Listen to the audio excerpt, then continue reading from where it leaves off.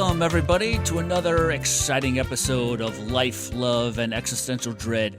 My name is Bryan and Nathan. I'm a film composer in Los Angeles, California.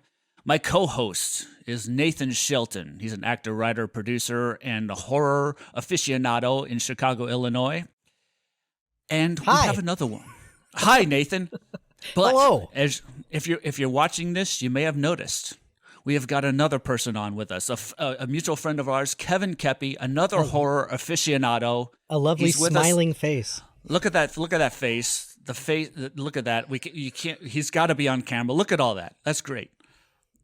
I have a face. We should all give the smile too. Just all three of us give the creepy smile.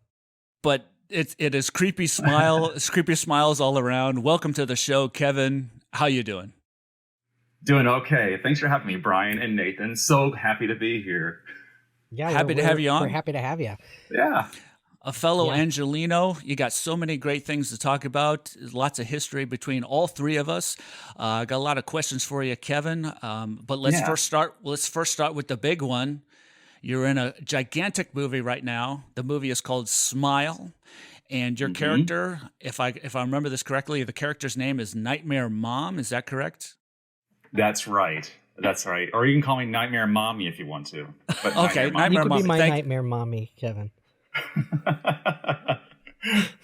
That movie is number 2. It has been or number 1 in the box office. Sorry, not number 2. Number 1 in the box office, in the U.S. box office for 2 weeks solid. So 2 weeks solid. Extremely high rating on RottenTomatoes.com, not just with critics, but with the audience as well. I think it's with us. Up us as well, and been a huge fan of Kevin all along, all the way from Dracula all the way through now.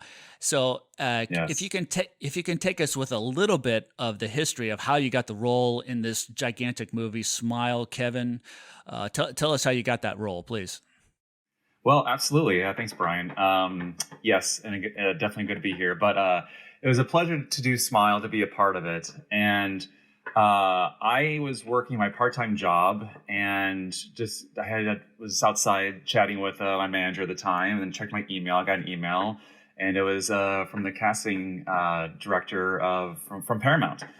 So she had contacted me, asked if I was available for a meeting with the director over Zoom in an hour and a half time from that point in time. It was like a Tuesday or Wednesday or whatnot. So I just had a casting agent or a casting director contact me via email, and I said, yeah, sure, I'm going to be home. Let's do it. And went home, did all that kind of stuff, and just got on Zoom, and it was her and Parker Finn, the director and writer of the movie, and who is a very awesome guy. And so, just did a little audition here in my home, just as you see behind me. So I auditioned. I did the movements. Parker wanted me to do the different movements that I do in the movie, and just to see how I move and how I react and stuff like that, just as it goes for an actor. So did the audition. They recorded on Zoom, reviewed it, had the producers look at it, presumably, and then I was cast from there. And after that point in time, I was working with ADI. Amalgamated Dynamics Incorporated here in LA. They were the creature shop that was in charge of the movie. So Alec Gillis and Tom Woodruff Jr. And so they were the guys in charge of that. So as soon as I was cast, I started working with those guys. I gave them my life cast. And granted, I know I'm going into more that you probably didn't ask for right now. No. Let's hear it all. I want to hear it all. Yeah, absolutely. But at that point in time, working with those guys, there was another creature actor on the movie called, his name is Martin Matulis. He is he's done a lot of work. I say he's pretty well known, but a lot of people probably don't know him, but he's done a lot of work. For instance, he was in the Studio 666 Foo Fighters movie. He was the caretaker or whatnot. So you gotta see his face. He has some makeup on and stuff like that. So I think that was his last in-person face role, and he did a bunch of different creatures on. I think it's the Peacock channel, or it might be Paramount Plus. I think it's Peacock. But anyways, for the show called Evil that just recently came out, and so he did multiple Paramount. characters. That's on. Is it Paramount? Okay. Yeah. So he did multiple characters on that. So anyways, so they brought him in and me, and it was up to ADI and the director to see. There were 2 creature roles in the movie for Smile. The one I played, and the one that Marty eventually played that we all get to see now on the screen. So we both did our movements there, and they selected what, one person's gonna be in the creature suit, and another person was gonna have the hallway scene and all that kind of stuff. And so from that, ADI recorded some stuff and sent it to the director, and they all made choices, and they said, okay, Kevin, you're gonna be Nightmare Mom, and Marty, you're gonna be the Monstrosity is what it's called. And so the Monstrosity is the name of the creature that you see at the end of the movie. The actual in the movie, you get to see a little bit of my face, but so yeah, you do, like across the whole screen. It's like a close up. Yeah, I know, and I don't want to say a whole lot of spoilers because I don't because the nice thing about Paramount has done a really, really good job, and so is Parker and everybody involved in this for many reasons. Marketing has been incredible, but also too is the trailer and the promotional videos. They haven't given anything away. Yes, agreed. People think that they're going in because everybody's smiling, so they think this smile is infectious, but you have no idea what the smile means or what it's about. I've had multiple people come up to me and say, I had an idea what it might be about, but I really didn't know.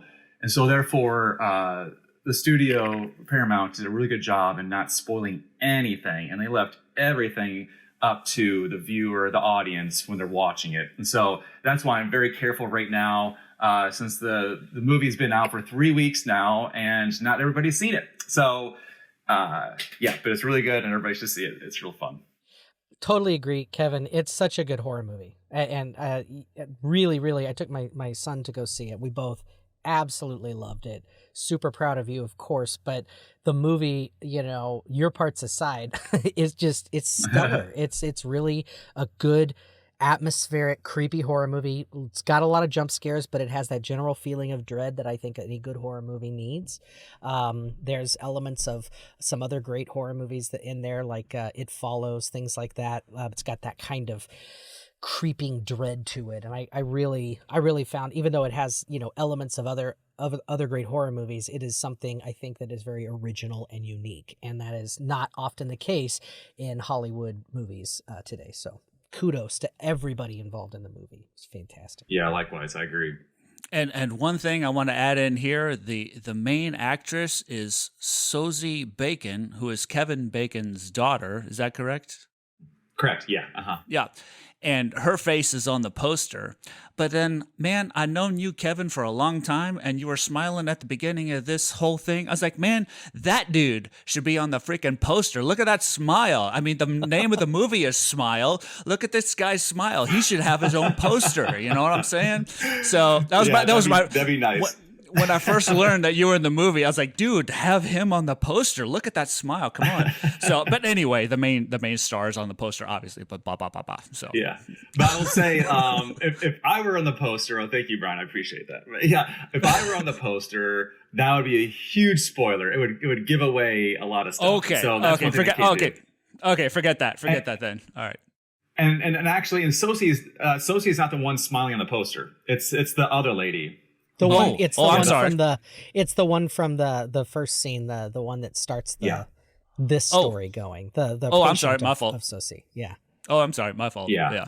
Well, I just saw that woman. I was like, no, come on, look at this guy. He should be on there. Anyway. And what a great marketing campaign too! The viral marketing that they were doing, showing up at events and ball games and smiling behind the camera for news crews and things like that. I love it when movies get really experimental with their marketing, and like Blair Witch-esque what they did. It's really, I love clever marketing like that, especially when you have a smaller movie. I know it's not a huge budget that they had for this thing.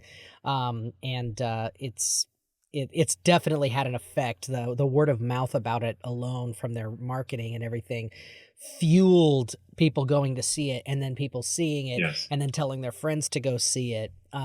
It's quite a great horror movie. For those of us who love horror, I think I've heard only rave reviews. So congratulations again on that and the success of the movie, but also just making just a damn good movie. Not just, sometimes movies are successful and they're not good. Like not artistically. They're just cash cows. This is not. This is a truly just a really good movie. Well directed. You could definitely tell that the director had a vision, and that everything in the movie really lends towards that vision. It didn't. The characters were intriguing, and the script was great, and great effects. It was all around just really awesome. Yes, I agree. Yeah, and Parker Finn, I'll say it again, is the writer and director. And for those who don't know, he wrote this movie as a short initially. So it was a short, and he put a lot of time and energy and effort, I presume, because you see it. And it was, I forgot what festival, a big festival that he had shown it, and it was like an audience favorite kind of thing. And then Nathan is kind of like with you and me, and Bryan as well with Shadowbound. It was also an audience favorite. Shadowbound is a web series, 6 episodes, right? Is that right? 5. It's been some time. 5 episodes. 5-episode web series. That Kevin and I produced, and Bryan did all the music for back in 2013 or something. 13, 14. We were making it in 13. I think it came out in 14. But yeah. But yeah, that's something so it kind of harkens to that as well, is that Nathan wrote that and directed a lot of it, or was showrunner over it, producer as well. And we put a lot of energy, heart, and effort into it, got the good people together. And I feel as of what probably Parker did for his short, I guess I presume, and it was well received by the audience, kind of like how Shadowbound was really well received by the audience when we did festivals and stuff like that. And then Paramount picked it up from there and made it into a feature, and that's just amazing. So it's a good testament, and I hear from other people too, is that's why it's quality, because there's a lot of time and attention. I think Parker mentioned, I saw it at the West Coast premiere in Santa Monica about 3 weeks ago when it first came out, before it was premiered nationally. And Parker had said something like, somebody asked a question that, like, how much time did you take to prepare before you get to set and all that kind of stuff? And he said, like, he has been prepared. He prepares well in advance, storyboards everything like a year in advance or whatever, way in advance. So he knows, and it's great. So whenever he gets a set, they know exactly the shots and the storyboards. I mean, it's all set up. And you can troubleshoot any problems, and you just get go. And you're not making best use of your time efficiently. And it's very tricky with horror, and also comedy, but especially horror. It's because it's timing, and you have to know, like, are you doing a jump scare? How are you doing a jump scare? Is it a how do you cliche? build and relieve that tension? Yeah, yes, exactly. It's just like comedy. The reveal. Comedy and horror are the two that timing matters the most in. The rhythms. Yes. Mm-hmm. Well, and Kevin, with your experience with, we were all on Dracula together as well, the stage play, and Shadowbound and everything. You got plenty of experience with horror. I mean, how many, you can add all that stuff into your character for this movie. And, well, I can't imagine that they'd have a bunch of, retakes or anything with you being on set with all your experience. Am I right on that? Oh, thank you, Bryan. Yeah, there wasn't a whole lot. I know for one of my first scenes, there were multiple takes, but I think there was this kind of like a lighting issue. It was a very tricky lighting issue, and that's another thing with horror. You gotta be careful of like what you show, and lighting is very specific, and sound. That's why horror movies, it's a complete art form. It's such an amazing art form, and us horror fans, like, if you don't do it right, you can roll your eyes or whatever. You can tell, and you lose. Some people will get scared at whatever. If you drop a glass, or you, like, I don't know, whatever. But us horror fans, we like the good stuff, and we can tell, like, what's good and what's not. But So I think of my stuff, I mean, we did multiple takes on several different things, but whether it's on my behalf or theirs, but they were moving along pretty efficiently, and it was a great crew. It was a great studio to work with, great crew, great cast, makeup artists were amazing. I can't say enough about it. And with ADI in the shop, Tom Woodard Jr., it was amazing. It was a wonderful experience. Well, and this movie for you, Kevin, you've been out in LA now for how long? Almost 4 years. Okay, 4 years. We're all from, well, we're not all from, but we all met each other back in Missouri. Kevin and I met in 2008, doing that production of the second production that we did of Dracula, and Bryan was out in LA by that point, but did all the music again for that production of it, and saw video of it and saw video of Kevin. Kevin was absolutely terrifying. Kevin came into the audition. It was like, let me interject here. I mean, I've seen video of Kevin on that thing. You truly inspired some of the music for Dracula. Definitely. Your performance, your face, your actions, your movements are like inhuman.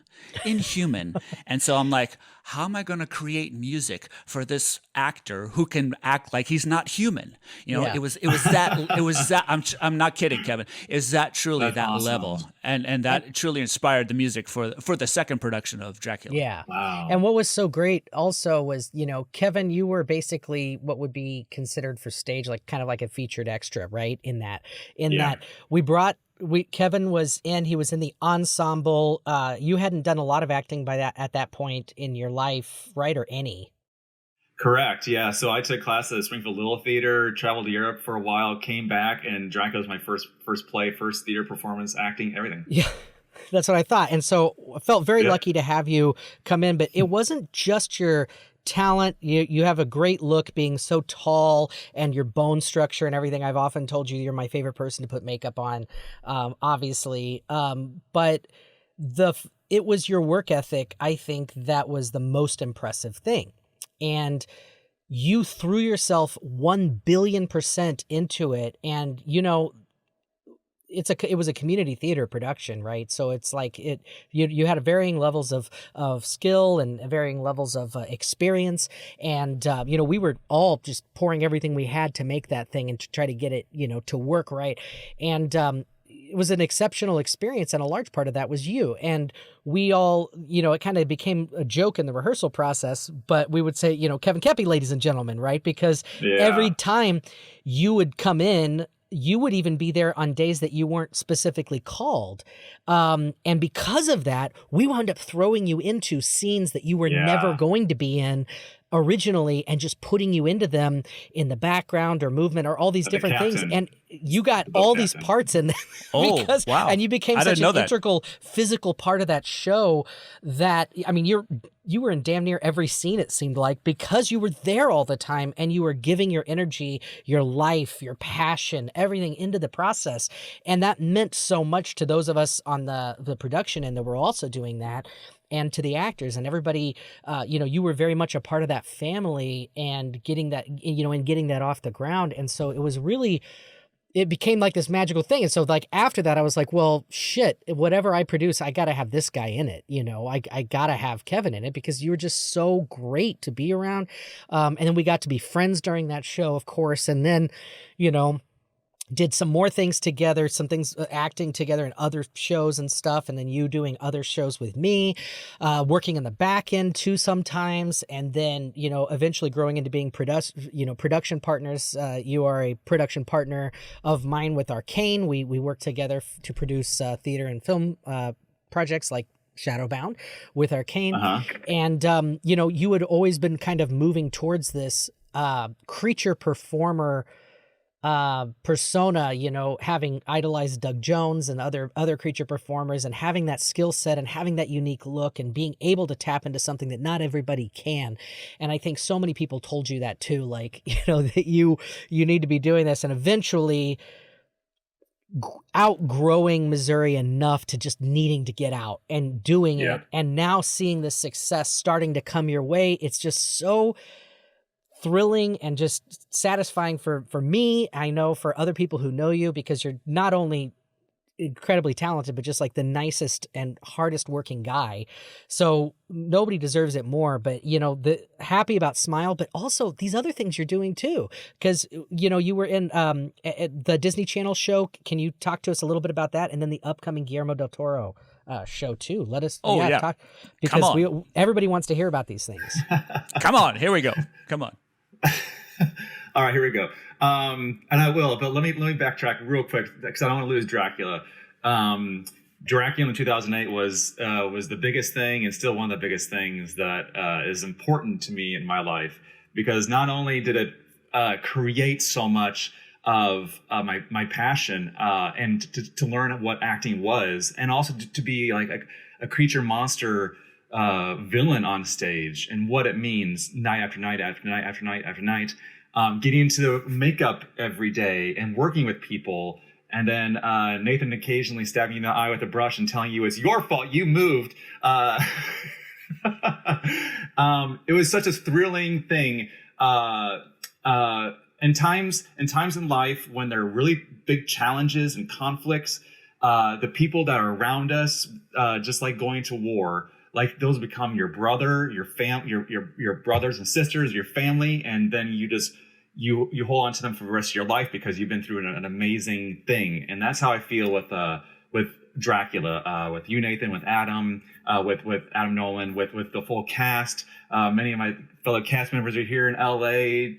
T.G. Peterson, Melissa, Sean Young, lots of other people, and it was such an amazing thing. It was such an amazing experience for me. And yes, I went into that first audition, and you said you had some some sides there for. So I read for Seward, and I was telling my girlfriend Anna about this like 2 nights ago. And I remember I went home and I was taking a shower. I'm like, I really, really hope I don't get Seward. I don't want Seward. I don't want Seward, because there's lines and there's like emotion and stuff like that. I was not ready for it, not prepared.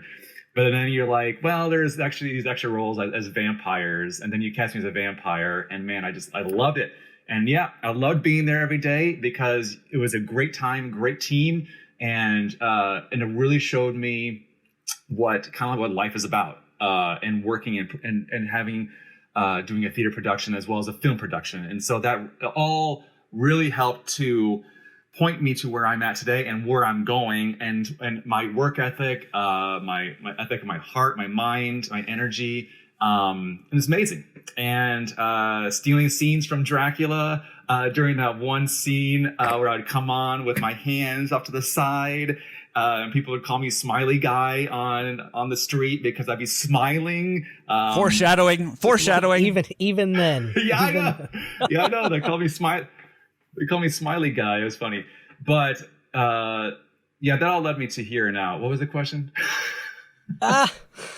Quest. Yeah, just you could talk about anything in your career and kind of leading you towards this life as a creature performer. I know you took classes out there in LA, clowning classes, and you work as a haunt clown, and a scare actor, and you do, you have a passion for horror and especially, a unique skill set, not only because of the way that your body is shaped and your face is shaped, but your ability to kind of get into these different characters physically, as opposed to a lot of actors who, might be physical actors, but use their voice more. You have this gift that is uniquely you, in that you can emote almost more so physically, and more directly in a physical way than you do typically verbally. And not everybody has that skill set. So leading that into where you're going now. And I couldn't agree with that more, particularly in Shadowbound, the costumes you had in there, the makeup and everything like that. Is like you feel that this is a dreadful, unsettling presence in the room with you right now. And all I'm doing is watching this on screen, and I'm trying to translate these things into music and everything. I was like, again, what is this person doing? This amazing actor who is transforming himself to something that doesn't seem human. It's truly an aberration of sorts, and it's just so engaging, and again inspired me musically on both those projects, Dracula and Shadowbound. Absolutely. That's awesome. Thank you, Bryan. That's awesome to hear. That's I remember cool. Bryan even called me. Truly, Bryan called me after he saw the scene where you crawl down the wall and up onto my bed, and we were so specific in shooting that scene, and that was a long night getting all that in there and trying to make that work on our meager budget that we had, and just some amazing work and ideas from Dan Smiley, who's out there in LA, and Matt Latham, who are out there and helping put that together. But when you did that, Bryan called me and he was just raving about that scene and how excited he was and how he knew how to write the music for it. He just completely unlocked it. Because, Bryan and I were very in touch during that time about what we wanted, when we wanted silence, how silence was important at times, and just sometimes tones were more important than music and shock and, all that. But you played the main creature in Shadowbound also being a producer on the piece and a director of episode 5.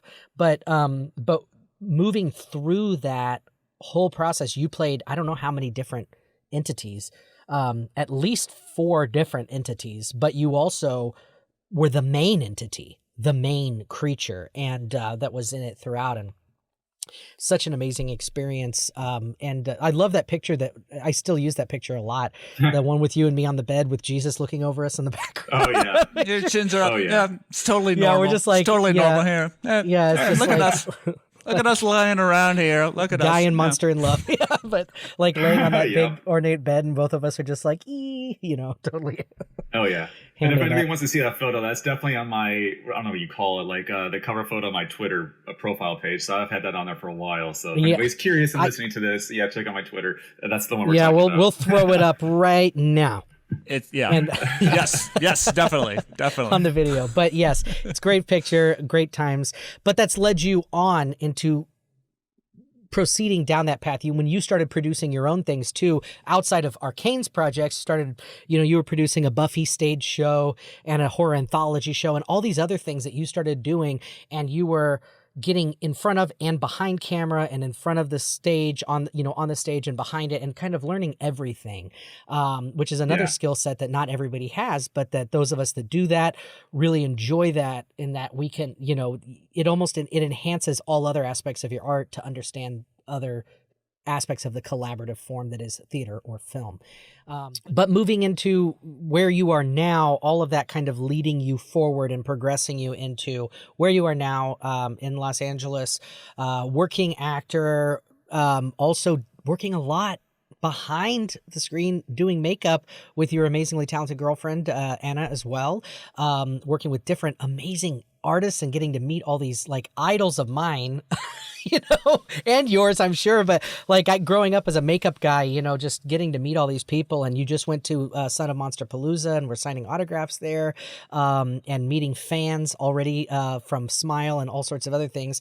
But tell us about some of the other great opportunities that you've recently had as a creature performer, or as a performer in general out there in Los Angeles, some of these other film projects that are either out right now on streaming or getting ready to come out.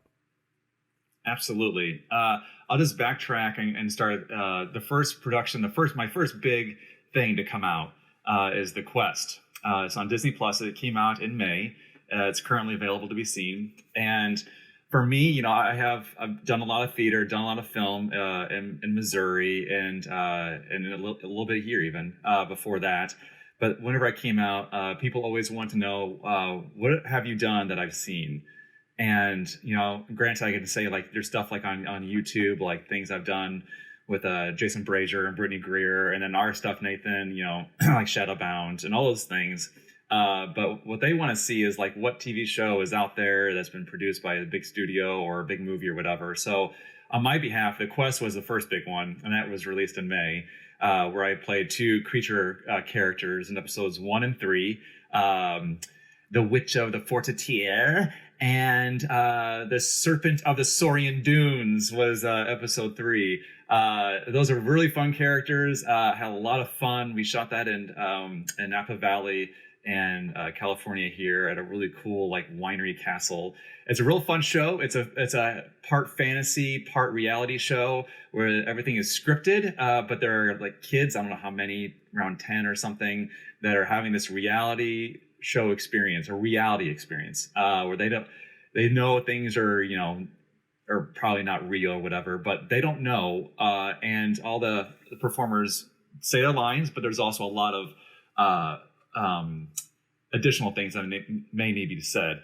So, for instance, this is one of the things I really enjoy as an actor. I'm an actor first, and I love creature acting and creature performance.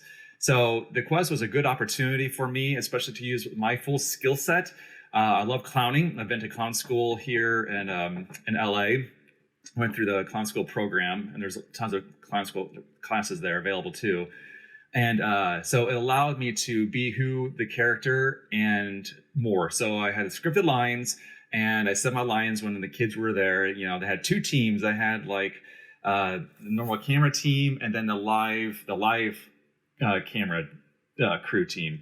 And so you really it was a good opportunity for me to use a lot of my different strengths that I love, getting to makeup, becoming this bizarre character, movement, and saying lines. But also too, I had to say certain things that were maybe going wrong, or not wrong, that were not scripted for the kids. The kids may say something, the kids maybe need me move over here or whatever. So it allowed me to improv and work with the kids just as you would as an actor in theater. Or I've done murder and mystery theater for a number of years at Pythian Castle in Springfield.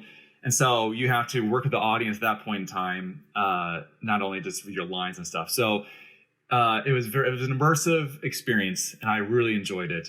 And so I love those characters, a lot of fun. And Spectral Motion did my makeup on that one, and it was out of the park, awesome, and great to work with them. Loved it. Love those guys. And then Smile is out now. Worked with ADI on that, and you talked about, and that was an awesome experience, and that's still going on. And another big one coming out on October 25th through the 28th on Netflix is Guillermo Del Toro's Cabinet of Curiosities that he produced. I'm so excited for that. Whoa, so dude. Excited. Wow. Yeah. And you're in 2 episodes or 3 episodes of that? 2 episodes for me, yeah. Yeah. Yeah. Which ones are you in? Excellent. Yeah, I'm in one episode called The Viewing, which was directed by Panos Cosmatos. Mm-hmm. He wrote it and directed it. And the other episode is Graveyard Rats, which is, I believe, the last episode that was written and directed by Vincenzo Natali, who I'm a big Cube fan. Yes. He directed Cube. Yes. Didn't he write Cube too? He wrote it. Yeah, exactly. Yep. So that's all coming up on Netflix. And so I played 2 creature roles in that one. And worked with Spectral Motion again on The Viewing. And that was another amazing experience and great look. And you'll get a chance to see what it looks like. And then I worked with Mike Hill and Mike Hill Creations for the last one on Graveyard Rats. And that was awesome. So I am incredibly grateful about all these experiences and opportunities I've been given. And just always do the best I can. And just like Nathan said, like Dracula allowed me to really have the skill set, the knowledge, and the ability to like come in and be part of a team, have the team welcome me, and we're all there together. There's this huge, like, you know, just like for theater, like or in film, like curtain is this date. We have so many rehearsals, then like a tech rehearsal, dress, and then like we're off to the races. So it's all a collaborative effort, and I love that kind of collaborative effort in creating art. It's what I just thrive on that, and I just love it. So and working with these productions too for the Quest and Smile and Cabinet of Curiosities, the same deal. It's all a collaborative effort, and we're all players in life. We're all players on the stage, you know, and so we all play our part in this thing called life. And just like we just do the best we can, or hopefully we can do the best we can in what we've been given. So, and that's what I like about that. And so working with you, Nathan, and then Bryan with your awesome music, we all came together and created something amazing with Dracula, and then again in Shadowbound. And, you know, we're going to do it again some point in time with something else. I know we have to. So yeah, I just love that myself. Yeah. It's awesome. Me too. Man. The old motto for Arcane is do the kind of work you love with the people you love. Because if there's love there, and you're passionate about what you're doing, and you're passionate about the people you're doing it with, whatever the end result is, it's always going to be just amazing because everybody is giving everything that they have. into it. And yes. there's just so much love. And with that love comes awesomeness. Yes. Oh man, love all that, Kevin. And I can't say enough about you and everything. But I just have one more question for you, if you're willing to answer. Is like, what got you into this genre? I mean, this is a very specific genre. Honestly, I'm not a huge fan, but I've get into it working on these projects with Nathan and tremendous actors like you and yourself. What got you into it? What's kind of your origin story that led you down this path? That's the last question I had for you. That's a great question, Brian. And let me do a little thinking here. I've always been a fan. Okay. You probably can't see it back there. But I just was talking to my girlfriend about this a couple of weeks ago because I got this little thing at I think Mystic Museum in Burbank, and I love the shop. It's a great horror shop. Make sure to visit if you're there in Burbank. I have. Yeah, it's great. When I was 2 or 3 years old, I have a really early memory for a lot of different things. But I remember when I was 2 or 3 years old, I was living the farm in Iowa, and we had a black and white TV, a big TV in the living room. I remember, at those days I was big into Muppets. This is before I even saw Star Wars. Muppets were my thing, and but it's kind of lonely, and I had a lot of loneliness and kind of sadness as a kid. I just felt it really. But during that time, the TV would be on like afternoons or Saturday afternoons, and the Munsters would come on, and then I just really loved watching the Munsters at like 2 or 3 years old. And then for some reason, somehow, I think my parents were doing something. I think somebody was building a shelf in the living room, and The Creature from the Black Lagoon was on. And so I saw the creature and going to the water, come out in the boat and stuff like that, and a girl screaming and this stuff. And I saw this weird creature thing. I didn't know it was not real, but it looked weird. And I was enchanted by it. It fascinated me. And I just really loved watching that. And I didn't know what it was, and I didn't know the name of it at the time. So, but yeah, I think that is probably where it all began for me. And just earlier on in life, I've always just really just loved it, for whatever reason. Maybe it's that early stuff. I've always just had that attraction for it. When I saw Interview with the Vampire in the movie theaters, I love that. Yeah. Lots of different horror movies. And I used to have really bad teeth, and I got braces in my late 20s, but I had really bad teeth, so I had fangs like here. And so they would stick out a little bit more, and I'd have kids tease me saying like I would scare them not with purpose, but I would scare them because I like these fangs, and they would say, you make a great monster. You're a monster, you're a scary vampire. And then I'm like, so it hurt my self-esteem a little bit, but at the same point in time, like, yes, maybe I am a vampire. Yes, maybe this is who I am or what I should be doing or whatever. And so it's weird how it all comes together in a lot of different ways. And you meet people like Nathan, and then he casts you in this thing, and then he tells you about the amazing thing about Buffy the Vampire Slayer and Doug Jones as a gentleman in the episode Hush. And I based my role in Dracula with this scared smiley guy off that role with Doug Jones' performance. And so it was off to the races, and this inspiration came in. And so that's how that kind of, I think, began and was, further along for where I'm at now. It was a highly creative time. Excellent. In our town at that time too. Like, you were doing a lot. We were all doing a lot at that time, theater and film stuff. It was kind of booming in like 2008, 2009, 2010, like that. It just kind of snowballed into just a lot of things. And just kept going until we all were like, okay, it's time to leave.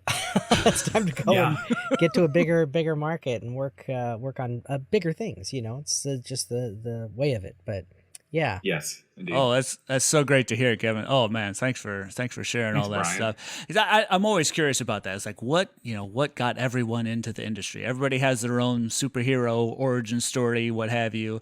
I got my own John Williams with Star Wars and everything, and with music and everything. Yeah. But people like you who are the genre fix, the horror aspect of it. What made you? I'll say it again. It's not my favorite genre, but I appreciate it, and I've realized how powerful it can be and how popular it can be with great performances and great actors and great special effects, makeups, what have you, and everything. So I always want to hear that from actors and creators and artists and things. So. Yeah, absolutely. Thank you, Bryan. And one thing that really motivates me in doing theater and film, and it's really in theater, it's almost immediate, is I love making people feel, or not making people feel. I like to allow myself to allow people to feel, to experience something emotionally, whether it's fear or sadness or humor. People say like, yeah, I don't like horror movies, and even some people at the Summer Moshpalooza mentioned this to me too. Horror is not my thing, I'm really a scared person, and I understand that. But like, where I really love and thrive at is like scary humor. Like that's why I often play like a scary clown in a lot of ways, because I have gotten so many people doing scare acting like at haunts. Like I did one here in San Fernando Valley a couple months ago, playing a scary clown. It's very, very hard work, but boy, it is just sweating in this latex mask, hardly breathe, breathing in dust like every day, and like in people's just working with people. But it's amazing to me that this world and people's lives can be very challenging. And that's always the thing with theater and movies and just art itself, is that it's an opportunity for people to step away from their lives, the hardships are going on with maybe with their bodies or other people around their family, whatever, government, politics, whatever. And it gets them out of that and allows them to experience something going on. It's almost like a roller coaster ride. You're not going to think about like what's happening in Washington, D.C. politically if you're like on this roller coaster that's dropping down like real fast, because you're there in the present, experiencing and feeling. And I love being a person, an individual, to present that for them, to be there and my own one piece available to that. And directors and producers have their own piece too, because it's all about presenting it for the audience. So we all do our parts and pieces and to make people's lives and the world better. And so, yeah, that's why I just thrive. That's why I think this is I think George Cron mentioned it to some degree. George Cron is our old acting coach and teacher and friend and all that stuff. And he said that, acting is a very important, it's nothing small. It's a very important skill set, a very important profession that is definitely needed in the world. And it's needed, and there's immense value behind it because of what we're able to perform. It's a very important skill and profession, trade. And I don't think it doesn't matter what genre. People want that escape, going to a movie theater, going to watching a movie, going to a live action theater, going to a haunted house, what have you. I think people want that escape just for a few moments, for an hour or so. And I think that attracts a lot of people to these type of things. But also, it's totally dependent on performers like you and people that are dedicated to entertaining people and performing for people, and that's another, that's a huge aspect to that whole entertainment industry, is that people that are dedicated and are willing to put themselves all in to these performances, whatever it is, movies, acting, haunted houses, it doesn't matter, to entertain people, and obviously now much more so during October, Halloween coming up, much more so. But I really hear that aspect of it and your contributions to the genre and everything. Yeah, thank you, Bryan. Yeah, and I fully agree. We're right there. All right, man, this is great. Nathan's gone quiet. No, that's unusual. That's unusual. Introspection. No,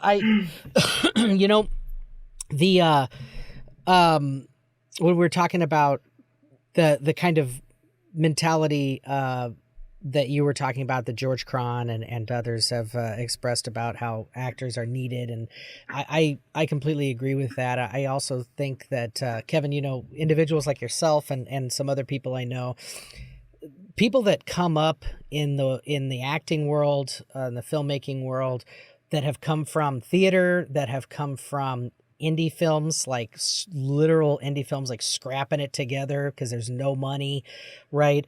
There's a different kind of a work ethic and passion involved in that, because even like people behind the camera, you know, the gaffers, the DPs, the directors, the producers, everybody's wearing like 95 billion hats. We're all doing everything all the time just to get it off the ground because it's so hard. And when you get into movie making as a business and you get into the actual industry, the larger industry, everybody's got their specific jobs. And we've talked about this, Bryan, many times, you know, on the show, you know, how every single person has their one job, and the bigger the production, the more specific those jobs gets, and the more they kind of isolate you, like, oh no, you can't do that because that's your job and this is my job, right? You know, but when you come into it and you move up, there's a passion to it of, let's get this done, let's birth this baby together, kind of a thing. And I think that comes through, and I think that's why there's still a love that you don't have for the spectacle of a large movie, a large you know, like a big studio film, but that indie films are still so popular. Indie horror is still so popular. And even those movies, the you know, kind of schlocky movies or cheesy movies from the 80s, the 70s, things like that, because they were made on shoestring budgets with these directors and these producers and these teams of creatives that were just, how do we do this? Let's figure it out. And they were doing it. And us coming from this same world, I think there's a love that we have for the process and for each other that will always come through in our work. You know, Kevin, you have that passion. Even if you're on screen for like 2 seconds, it comes through, and oftentimes you're everybody's favorite part in a movie. If you look at the Jeff Williams movie that we did together, the fun movie Everything, you play a character lovingly called Chester the Molester.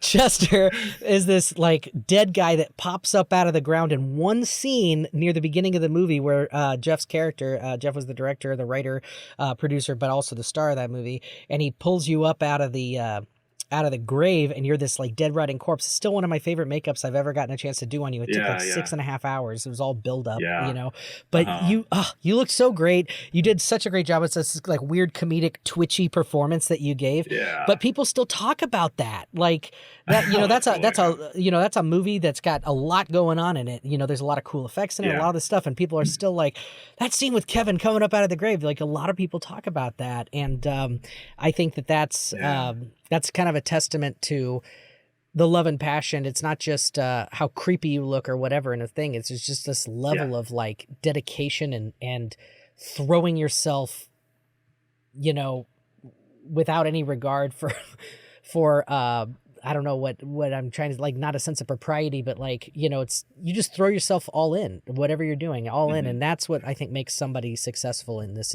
industry. And I think it's only up from here for you. And I'm very excited to see where your career grows. And I'm excited for us all to work together on another project. You know, we've got some things we've been chatting about developing, and all of us love working together so much that whatever we do next, it's going to be bigger and better than anything we've done yet. And we've had some fun ones, so I'm excited to see where we go from here. Absolutely.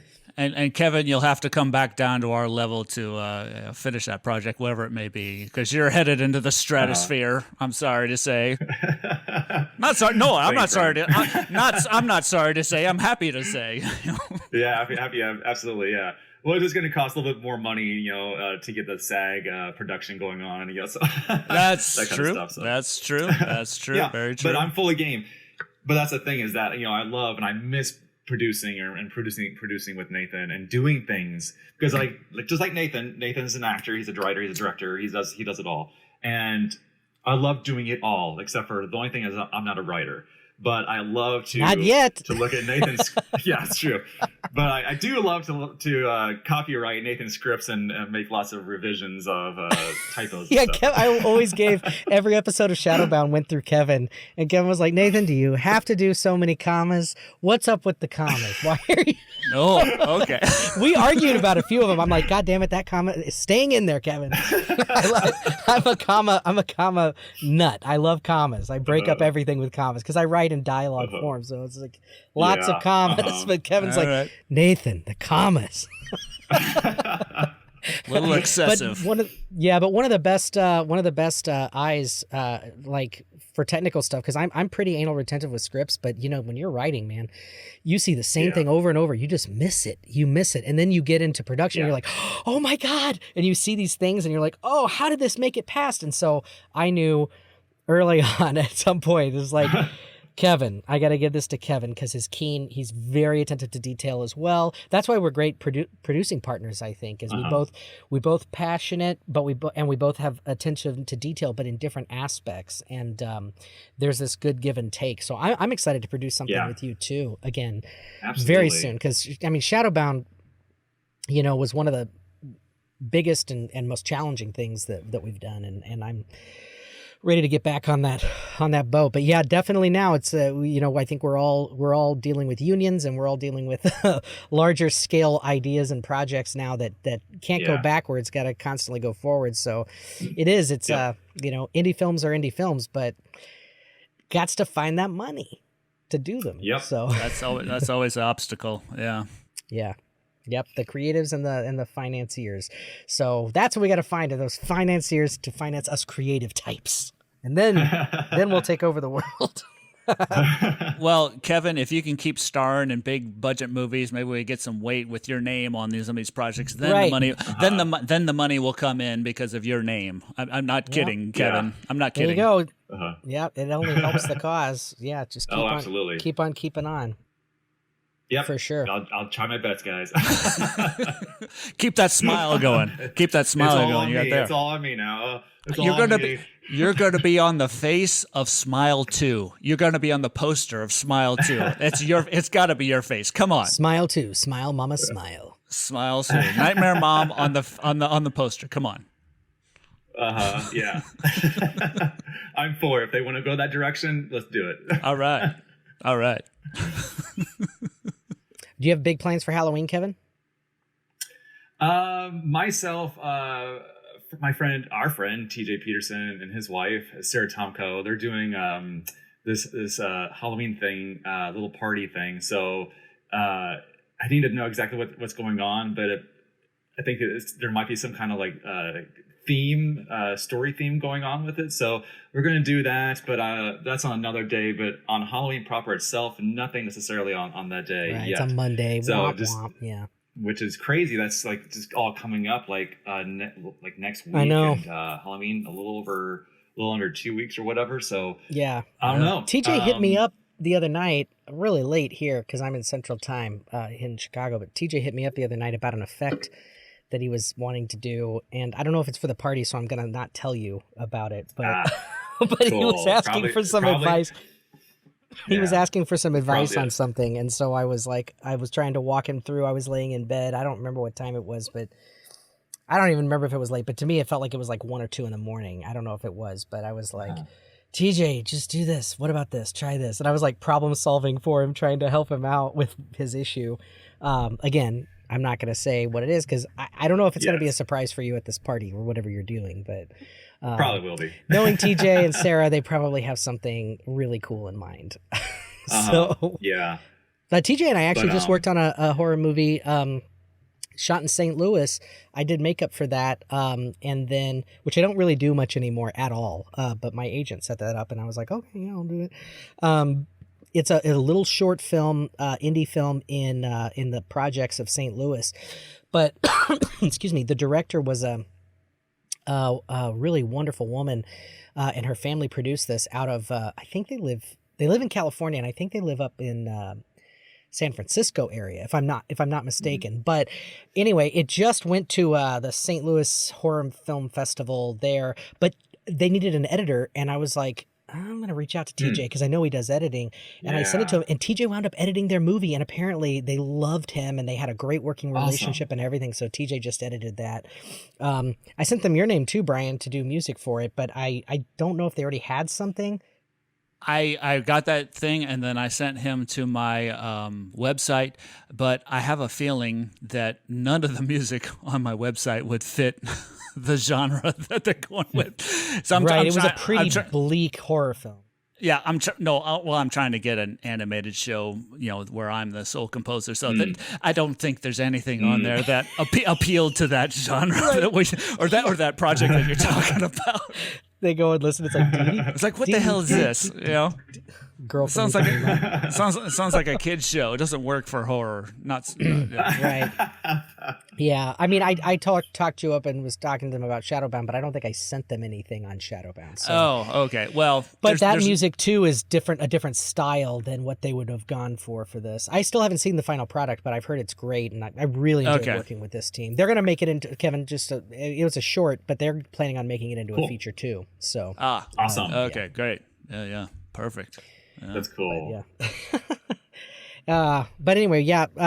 Well, I hope you do have a good Halloween, and I hope you and Anna dress up really well and do something fun. How could they not? Come on! I saw pictures of the makeup she did on you as Reverend Kane at Son of Monsterpalooza, and it looked fantastic. It was good. It was subtle. It was more subtle than I actually thought. They went Kane from the first movie, or from Poltergeist 2, not Poltergeist 3 Kane, where he was like a different actor, of course, but like who played him in the first movie?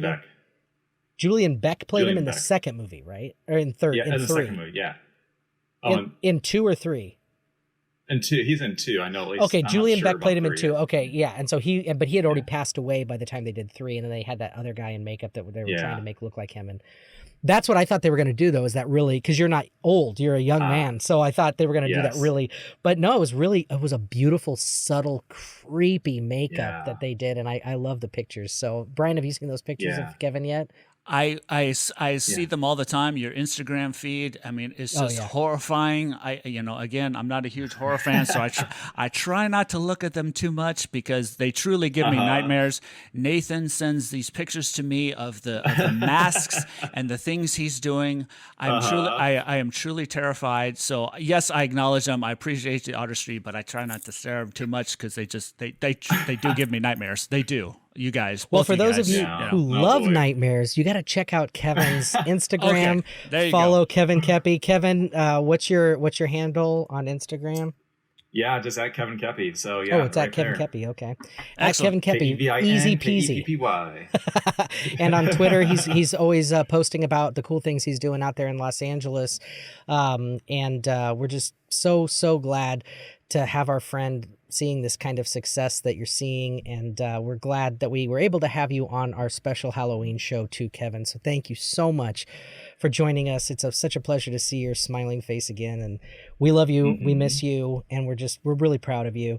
And all of you out there, thank you so much again for joining us today for the episode. And we hope that if you like what you hear, you tell your friends, you share the show, and you can always hit Brian and I up on social media as well, or shoot us an email. We would love for you to join the conversation. And thanks again for joining us. Thank you, guys. Thanks so much, Kevin. This is great.